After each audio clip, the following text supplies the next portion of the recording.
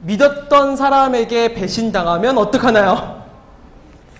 그쵸? 여러분 이런 경우 많을 거예요. 믿었던 사람에게 배신당하면. 배신당하면 어떻게 하세요? 복수해준다. 그쵸? 복수할 거야. 어떻게 하세요? 배신당했다. 잘못된 만남, 친구가 내 남자친구를 가로챘어. 막 이런 거 있잖아요.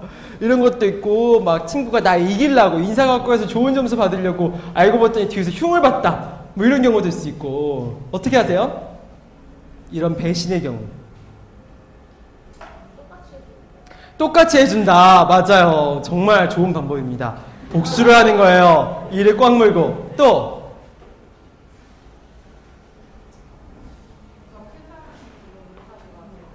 더 뭐요?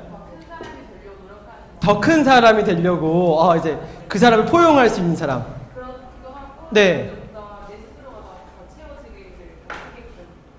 좋네요. 깨어 있으신 분입니다. 네. 정말 좋은 것 같아요. 또 어떻게 하세요? 여러분 배신당했다.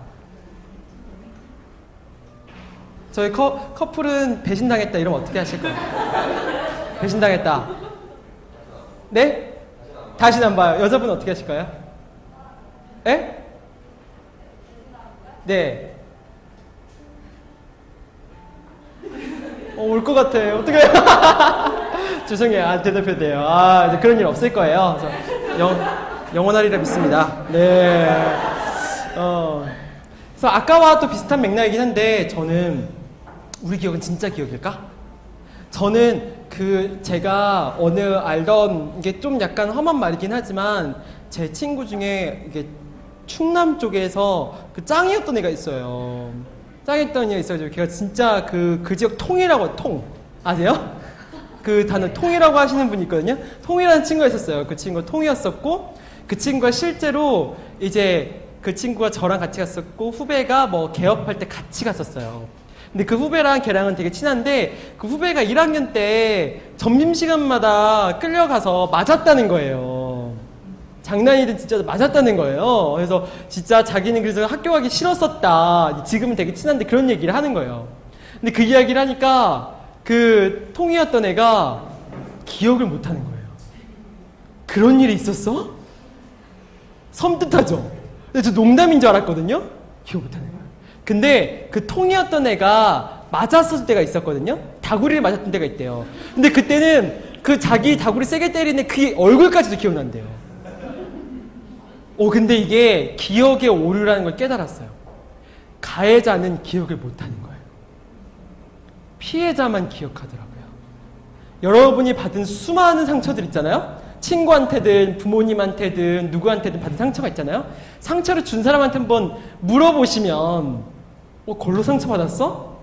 또는 그 상처가 잘 기억이 안 나는 경우들이 많습니다. 그쵸? 여기서 정말 엄청난 진리가 나오게 되죠. 여기서 이 상처에 대한 손해가 누구 손해냐? 피해자 손해인 거예요. 피해자 손해. 그 상처를 안고 사는 사람, 그 배신을 안고 사는 사람이 손해가 되는 거예요. 손해. 그쵸? 사실은 이 배신을 안고 하는 마음, 이 상처된 마음을 없애려면 어떻게 해야 되냐? 없애려면 어떻게 해야 될까요? 단 한 가지 방법밖에 없어요. 용서를 하는 거예요. 용서. 상처를 준 사람, 배신할 사람. 근데 이게 너도 사람이니까 네가 그럴만 했으니까 뭐 오랜 친구니까 이러니까 용서한다는 개념이 아니라 내가 행복해질 권리가 있으니까 용서를 한다는 거예요. 뭔지 아시죠? 저 사람을 용서하는 게 저 사람을 위해서가 아니라 나를 위해서 용서하는 거예요. 나를 위해서. 여러분 다 있으실 거예요. 상처받았던 경험들은 다 있으실 거예요. 뭐 옛 남자친구, 옛 여자친구 다 있으실 거예요. 그쵸? 그 친구는 아마 기억도 못 할 겁니다. 그쵸? 나중에 미안한 소리 듣겠지만 그게 무슨 소용이 있겠어요? 복수를 한다고 이를 갈아봤자 무슨 소용이 있겠어요? 여러분이 마음을 놓아주고 용서를 해주는 방법밖에 없어요. 누구를 위해서? 내 자신을 위해서. 그쵸? 근데 그래도 억울한 마음이 계속 들잖아요. 이거는 어떻게 할 수 없으니까. 근데 그럴 경우에는 일단 결정을 내리세요. 용서하겠다라고. 그쵸? 마음으로는 잘 안 되는데 용서하겠다고 결정을 내리잖아요? 그럼 그때부터 용서가 시작돼요. 그쵸? 마음으로 절대 용서 못하는 사람 분명히 한 명씩 있겠지만 그때 나는 용서하겠다는 결정을 내리세요. 그러면 그때부터 진짜 용서가 시작됩니다. 근데 사실은 그 배신당했다 이런 것도 한번 잘 실체를 보잖아요. 실체를 보면 되게 오해인 경우들이 되게 많아요. 왜 알아요? 되게 오해인 경우, 배신이라고 나는 개념화했지만 그 사람의 입장에서는 배신이 아닌 경우가 많아요. 그래서 인간관계에 문제가 생길 때 왜 상대가 내 마음대로 안 해주지? 왜 내 마음을 몰라줄까? 이런 질문을 던지는 게 아니라 왜 상대가 저렇게 생각하는지, 왜 상대가 저렇게 행동할 수밖에 없는지에 대해서 생각을 하는 거예요. 사실 저는 이렇게 생각하거든요. 좋은 사람, 나쁜 사람이란 없어요. 좋은 사람, 나쁜 사람이란 없어요. 제 뭐냐면 그 친구가 아까 사기당구 또 나오는데 사기당구 한 친구가 제주도에 부동산을 하거든요. 그 친구가 지금은 저에게 굉장히 많은 거를 또 도와줬어요. 제주도에 제 프로젝트를 진행하는 게 있는데 그 친구가 지금은 많이 사기를 쳤던 친구가 그쵸. 저는 이거 보고 느낀 게 좋은 사람 나쁜 사람이라는 게 없는 거예요. 좋은 인연 나쁜 인연에 때가 있는 거예요. 그쵸. 아무리 악한 사람이라도 여러분이 물에 빠진 걸 구해주잖아요. 그럼 좋은 사람이에요. 그쵸? 아무리 착하고 좋은 사람이더라도 여러분을 차에 쳤다. 그럼 나쁜 사람인 거예요. 싸워야 되는. 그쵸? 근데 결국엔 전생해보면 좋은 사람, 나쁜 사람이라는 건 없고 좋은 인연, 나쁜 인연, 좋은 때, 나쁜 때가 있는 것 같아요. 그래서 사실은 배신에 가장 또 어렵고 가장 안 좋은 게 뭐냐면 사람에 대한 깊은 배신감이 생기는 거예요. 어떻게 사람이 저럴 수 있지? 이런 생각을 갖는 거예요. 그러면 이 마음이 너무 깊게 들어서 이 사람에 대한 실망감은 회복될 수 없거든요. 근데 사람이란 건 나도 그럴 수 있지 이런 개념이 아니라 이 사람에 대한 개념이 아니라 저 때, 저 상황에 대해서 한번 질문을 해보는 건 거죠. 정말 이해할 수 없는 배은망덕한 지시를 할지라도 이해가 될 수 있는 때가 있을 거예요. 그래서 질문을 그 사람의 때에 던져보고 좋은 사람, 나쁜 사람의 때가 아니라 정말 좋은 인연, 나쁜 인연의 때로 보는 게 되게 중요한 것 같아요. 자, 그럼 그 배신한 친구를 어떻게 할 것이냐? 어떻게 조치를 취할 것이냐? 예를 들어서 그 친구가 알고 봤더니 내 거 물건을 훔쳐간 거예요. 예를 들어서 진짜 친한 친구인데 예를 들어 훔쳐갔어요. 훔쳐간 걸 알게 됐어요. 알게 돼서 우리의 욕심이라면 어떤 생각을 하냐면 자기가 훔친 걸 이실직고하고 내 앞에서 죄를 고하기를 바래요. 욕심이거든요. 근데 그렇지 않으면 배신했다고 생각하는 거죠. 배신했다고. 그쵸? 근데 그거를 그 친구한테 강요하는 거는 엄청난 폭력이 될 수 있어요. 왜냐면 그 친구의 인격을 말살하는 거거든요.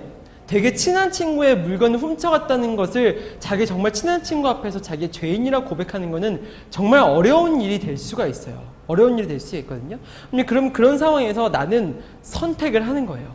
내가 훔친 물건을 택할 것이냐, 아니면 잊어버린 물건을 택할 것이냐, 아니면 친구를 택할 것이냐. 가치를 저울질하는 거죠. 반대로 어느 걸 택할 거가 아니라 어느 걸 포기할 거냐의 얘기예요.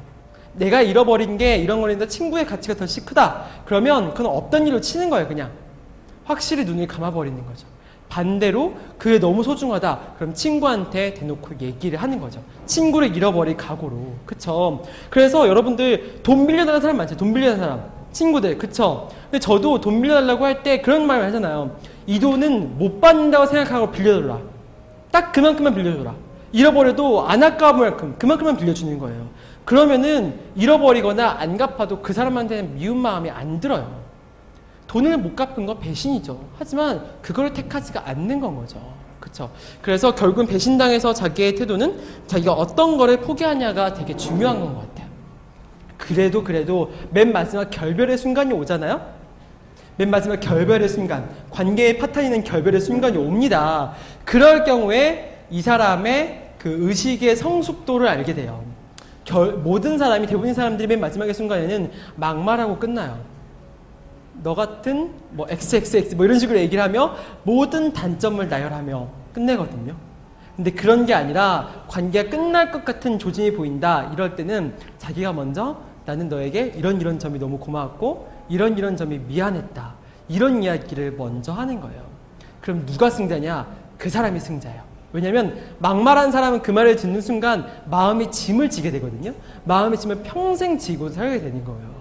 그래서 미안하다, 고맙다는 이야기를 마지막에 막말 대신에 하는 건 거죠. 그래서 그러면은 오히려 상대방이 죄책감을 가지게 되고 여러분이 위너가 될 수가 있습니다. 그래서 그런 마음 가지는 게 되게 중요한 것 같아요. 여러분이 배신당할 때 어떻게 하느냐 이것까지 한번 봤습니다.